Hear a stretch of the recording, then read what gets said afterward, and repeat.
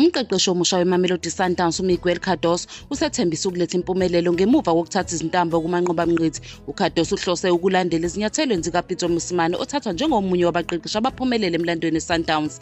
ICAF Champions League isenqulweni kuSundowns kule sizini, isicoco engakaze isinqobe kusukela ngo-2016 kusaphethe uMosimane. uCardoso ukhulume nabezindaba ngemuva nje kokugqoka kwakhe, wakhuluma ngezimiso zakhe nendlela aphatha ngayo umdlalo, ugcizelela ukubaluleka kokwenza kahle, ubuqotho nokwethembeka. Wathi ungumuntu othobekile futhi ofuna ngenkani uma kuziwe kwineni. Uzwakalisa isifiso sakhe sokukhunjulwa njengomuntu olungile, umqeqeshi omuhle nophumelele, futhi ufuna ukwakha umuzwa wobunye nabalandeli. uCardoso ulanda abasizi bakhe abathathu abazosebenzisana nomqeqeshi omkhulu Steve Komphela noKennedy Mwene ongumqeqeshi onozinti. uCardoso uchaza ukuthi kube isinqumo esingahlanganyelwe ukugcina uKomphela noMwene njengoba benganikeza olubalulekile ulwazi. Uphinde wancoma izinga lomsebenzi wabo, wathi uzosebenzisana nomnyango wefizio ekhona.